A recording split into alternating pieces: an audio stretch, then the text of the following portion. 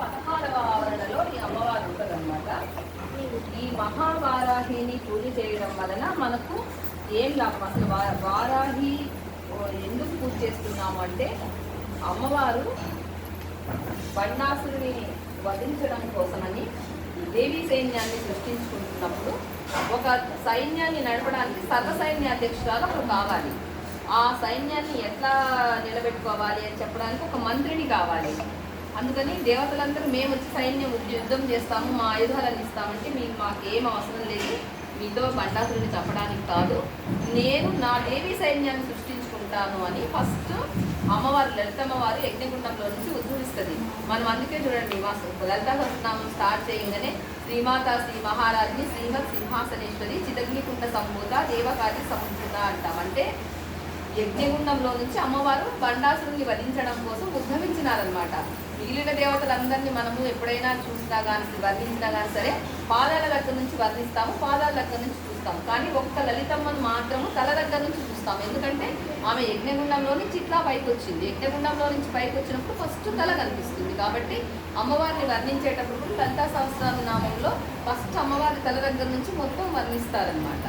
కాబట్టి అమ్మవారు అట్లా వచ్చిన తర్వాత దేవతలందరూ చెప్తారు, అమ్మ మేము మా ఆయుధాలు ఇస్తాము, ఇంకోటి దేవతల మధ్య విద్యార్థి వస్తామంటే మీరు ఎవ్వరు రావద్దండి, నేను నా దేవీ సైన్యాన్ని సృష్టించుకుంటాను, నా మణిద్వీపంలో ఉండే వాళ్ళని నేను సృష్టించుకుంటాను అని ఫస్ట్ అమ్మవారు సృష్టించింది దుర్గాదేవిని.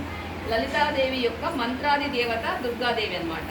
మనము సినిమాలలో చూస్తుంటాం కదా, పాత సినిమాలలో ఒక బాణాన్ని మంత్రాలు చదువుతారు, ఆ మంత్రం చదివి ఒక బాణం వేస్తే అది దూరం పోయే లోపల వేరే రకంగా అయిపోతుంది అనమాట. దాన్ని శస్త్రము అంటారు. అస్త్రము అంటే మామూలుగా బాణాన్ని డైరెక్ట్గా ప్రయోగిస్తే బాణం పై గుచ్చుకుంటే అది అస్త్రము. మంత్రంతో వేసేది శస్త్రం అనమాట. అంటే ఒక బాణం ఒక్కొక్కసారి నాగాస్త్రం అవుతుంది, ఒకసారి బ్రహ్మాస్త్రం అవుతుంది, అట్లా వరుణాస్త్రం అవుతుంది. అట్లా కావడం కోసము మంత్రాది దేవత దుర్గాదేవి. అంటే ఈ మంత్రాలన్నీ చెప్పడము, ఈ మంత్రాలన్నిటి కూడా దుర్గాదేవి ద్వారానే అందరికీ వస్తాయన్నమాట. ఆమె ఏం చేస్తుంది, నువ్వు చెప్తుంది మనకు దేవీ సైన్యం కావాలి, నువ్వు దేవీ సైన్యాన్ని సృష్టించు, నేను ఒక సర్వసైన్యాధ్యక్షురాలని ఒక మంత్రిని సృష్టిస్తాను అని ఆమె ఒక మంత్రిని సృష్టిస్తుంది. మంత్రిని రాజశ్యామల. అదిగోండి మన లలితా సేవా సమితి ఎంబ్లంలో అవతల వీణ పట్టుకొని కూర్చున్నారు చూడండి, ఆమె రాజశ్యామల అనమాట. ఆ రాజశ్యామల అమ్మవారు మన లలితాదేవికి ప్రధానమంత్రిని. తర్వాత యువతలు ఉండేది వారాహి అమ్మవారు, ఆమె సర్వసైన్యాధ్యక్షురాలు. ఆమె ఒళ్ళో ఉండేది బాలా త్రిపుర సుందరి. ఆ బండాసురుడి కుమారులను చంపడం కోసం బాలా త్రిపుర సుందరిని సృష్టిస్తుందన్నమాట. ఇప్పుడు ఈమెను సృష్టించిన తర్వాత మొత్తం దుర్గాదేవి సృష్టించేస్తుంది. వీళ్ళ ముగ్గురిని నలుగురిని మాత్రం అమ్మవారు సృష్టిస్తారు. సృష్టించి ఎవరెవరు ఏం పని చేయాలి అనేది చెప్పేస్తారు. ఆ అమ్మవారి సైన్యంలో ఎవ్వరు కూడా మగవాళ్ళు ఉండరు, ఒకరిద్దరు తప్ప. ఒక 8 మంది భైరవులు ఉంటారు, గణపతి తప్ప అందరూ ఆడవాళ్ళే. అంటే ఫస్ట్ లేడీ ఆర్మీ, ఈ బ్రహ్మాండంలో ఫస్ట్ లేడీ ఆర్మీని తయారు చేసినామే లలితా పరాభట్టారిక.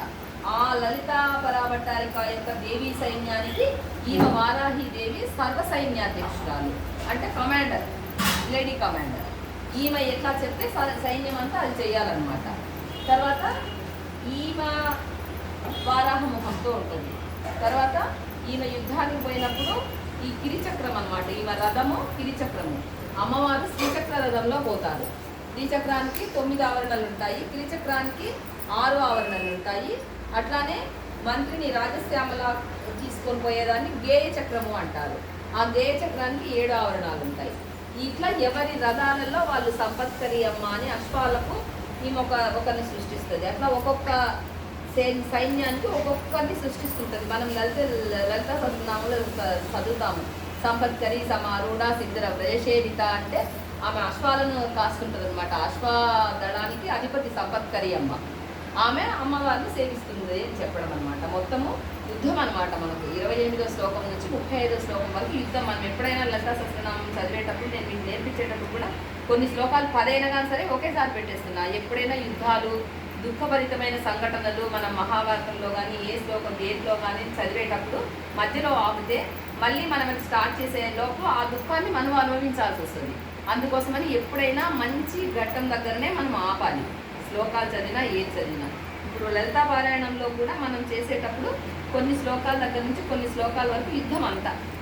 సంపత్కరి సమారూఢ సింధురవరచేయుత దగ్గర నుంచి బండాసుర వరయుత అవన్నీ అంటే బండాసుని చంపడానికి వీళ్ళని పుట్టించిన బండాసుడు కొడుకులను వీళ్ళు చంపినారు, విషుక్రుని ఆమె చంపింది, అట్లా అనమాట.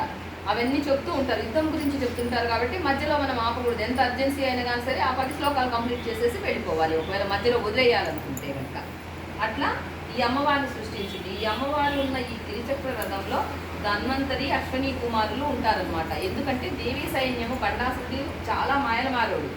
బండాసురుడు సైన్యము దేవీ సైన్యం మీద చేసే ప్రయోగాల వలన దేవీ సైన్యం ఎక్కడైనా దెబ్బలు పడిపోతే వాళ్ళను తిరిగి బ్రతికించడం కోసము, వాళ్ళను స్వస్థత చేకూర్చడం కోసము ధన్వంతరిని, అశ్వనీ కుమార్ దేవతలను పెట్టుకొని తిరుగుతూ ఉంటుంది. కాబట్టి మనము ఈమెను కనుక పూజ చేస్తే మనకి ఏవైనా ఆరోగ్య సమస్యలు కనుక ఉంటే ఆ ఆరోగ్య సమస్యలు పోతాయి. అట్లానే మనకు శత్రువులు అనేవాళ్ళు ఉంటారు.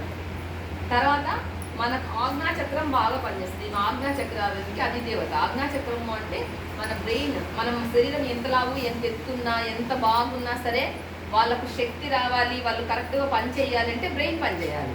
బ్రెయిన్ పని చేయకుండా మనిషి ఎంత లావు, ఎంత ఎత్తుంటే మాత్రం ఏమి ఉపయోగం చెప్పండి. అందుకని ఈమె అవన్నీ ఇచ్చేస్తుంది, మనకు శత్రువులను లేకుండా చేస్తుంది. ఇంకొకటి ఏంటంటే అమ్మవారి చేతిలో రోకలి, నాగలి ఉంటుంది. ఈమె లక్ష్మీ స్వరూపం, ధాన్యాది దేవత. ఈమెను కనుక పూజ చేస్తే ఆ ఇంట్లో ధనధాన్యాలకు కొద ఉండదు. మనం ఎవరన్నా పొలాలు ఉన్న వాళ్ళైతే పొలాలలో ఈ ఆషాఢ మాసంలో అమ్మవారి ఫోటో పెట్టుకొని అమ్మవారి నవరాత్రుల్లో రోజు అమ్మవారి కాకపోతే ఏదో ఒక నైవేద్యం, అమ్మవారి ప్రీతికరమైన నైవేద్యము దానిమ్మ గింజల్లో తేనె కలిపి పెట్టుకోవడం. అంతే, వేరే ఏం పెట్టాల్సిన అవసరం లేదు. పానకం చేసి పెట్టచ్చు. అవి పెట్టేసేసి అమ్మవారు ఏం చదవాల్సిన అవసరం లేదు. ఓం వారాహవరణాయే నమః అని కనుక రోజు చదువుకొని 6 పంట వేస్తే ఆ పంటకు చీడలు ఏం లేకుండా, అంటే సాధకుడి యొక్క పొలంలో చీడలు లేకుండా చేస్తుంది, సాధకుడి యొక్క శరీరంలో చీడలు లేకుండా చేస్తుంది, సాధకుడి చుట్టూ చీడలు లేకుండా చేసి శత్రునాశనం చేసి ఇంట్లో ధనధాన్యాలను సమృద్ధికి ఇచ్చే తల్లి. అంతేకాకుండా మనకి ఏదైనా ఒక స్థితి వస్తే అది ఆ స్థితి ఎన్ని రోజులు ఉంటుందో, ఎన్ని రోజులు వెళ్ళిపోతుందో, మనకి ఈరోజు డబ్బులు వచ్చినాయి, ఎన్ని రోజులు ఉంటాయో, ఎన్ని రోజులు పోతాయో, ఈ పొలం ఉంది ఏమైపోతుందో ఏమో అని అట్లాంటి భయం లేకుండా మనం సాధించిన ఏ అభివృద్ధికైనా సుస్థిరత్వాన్ని ఇచ్చేది కూడా వారాహి తల్లి. ఈ 9 రోజుల్లో ఈమెకు ఒక్కొక్క రోజు ఒక్కొక్క పేరుతో పిలుస్తూ ఉంటారు. నేను మీకు కూడా పెడుతున్నాను గ్రూప్లో. ఆ రోజు ఆమె పేరు ఏం పేరు, తర్వాత ఆమె ఏం చేస్తుంది, ఆమె ఏ శ్లోకంతో చదవాలి అనేది నేను పెడుతూ ఉన్నా. ఈరోజు అమ్మవారు మహావారాహి. ఈ మహావారాహి అనే ఆమె శ్రీచక్రంలో 16వ ఆవరణంలో ఉండి శత్రు సైన్యాలను, అంటే శత్రువులతో యుద్ధం చేసేటప్పుడు అంతా వాళ్ళు శ్రీచక్రం లాగా అంత వలయాలు పనుకుంటారు అనమాట. ఆ వలయాల్లో 16వ ఆవరణలో ఈ నుండి అక్కడున్న దేవీ సేనలకు అధ్యక్షత వహిస్తుంటారు అనమాట. ఆ అమ్మ ఈమె సుస్థిరత్వాన్ని ఇవ్వడము, మనకు విజయాన్ని చేకూర్చడము, తర్వాత మన చుట్టూ ఉండే వాళ్ళందరూ కూడా మనకు అనుకూలంగా మారేటట్టు చేయడము. శత్రువులు ఎక్కువ ఉన్నప్పుడు మనం మరీ ఇంకా చేత కాదు అన్నప్పుడు అమ్మను శరణాగతి వేడుకుంటే ఆమెనే చూసుకుంటారు. శరణాగతి అంటే అమ్మ నువ్వు తప్ప నేను చేసే ప్రయత్నాలన్నీ చేసినాను, నువ్వు తప్ప నాకు వేరే దిక్కు లేదు, నువ్వే చూసుకోవాలి అని చెప్పాలి. ఇంకొకటి కూడా చెప్పాలి, అంటే మనం ఈరోజు నువ్వే దిక్కు లేదు, నువ్వు నాకు ఇది చేసి పెట్టు అని చేయించుకున్నాక మళ్ళీ మనం రేపటి నుంచి మళ్ళీ చేసే తప్పులన్నీ చేయకూడదు. మనం తప్పులు చేయకుండా మనం ఆమెను నమ్మి చేస్తూ మనం ఇంకోటి ఏం చెప్పాలంటే, నాకు ఈ సమస్య ఎందుకు వచ్చింది, నా మనసు నా మాట ఈ విషయంలో నా మాట వినదు, నేను డబ్బులు చూస్తే తట్టుకోలేదు, పక్క వాళ్ళ దగ్గర డబ్బులు ఉంటే నాకు ఈర్ష్య నేను ఊరికి చెప్తున్నా, ఈర్ష్య నాలో నుంచి ఆ ఈర్ష్య రాకుండా ఉండడం కోసం అది నువ్వే చూసుకోవాలి. నాకు అది లేకుండా చెయ్యి, నాకు నా ఇంట్లో కూడా ధనధాన్యాలు ఉండేటట్టు నువ్వు చెయ్యి అని అట్లా, అది శరణాగతి అనమాట. ఇక నాతో ఏమీ కాదు అంటే మనం ఏమి చేయాలి అనేది మనకు చూపిస్తుంది. మనకు ఎవరి ద్వారానో ఒక ద్వారా చెప్పించడము, కళలో చెప్పించడము, లేకపోతే ఎవరో ఒకరు వచ్చి ఈ పని చేయండి అయ్యా అని చెప్పడము, అట్లాంటి అవకాశాలను కల్పించేది దేవత. మనకు మహాభారతంలో తెలుసు కదా, అక్కడ 18 అక్షోహిణీల సైన్యం ఎక్కడ, ఏ 9 అక్షోహిణీల సైన్యం ఎక్కడ. భగవంతుడు ఎవరి పక్షాన ఉంటే ధర్మం పక్షాన భగవంతుడు ఉన్నాడు కాబట్టి తక్కువ సైన్యం ఉన్నప్పుడు కూడా వాళ్ళు గెలిచినారు. కాబట్టి మనము ఎప్పుడైనా సరే పక్క వాళ్ళని చూసి ఏదో మాట్లాడుకోవడము, వెనక మాట్లాడుకోవడం ఒక గురించి అన్నీ వదిలేసేసి మనం ఏ చిన్న మంత్రాన్ని పట్టుకొని చదివినా ఆ చిన్న మంత్రం ఖచ్చితంగా ఫలితం ఇస్తుంది. సంతృప్తితో చేసే ఏ పూజ అయినా సరే మంచి ఫలితాన్ని ఇస్తుంది.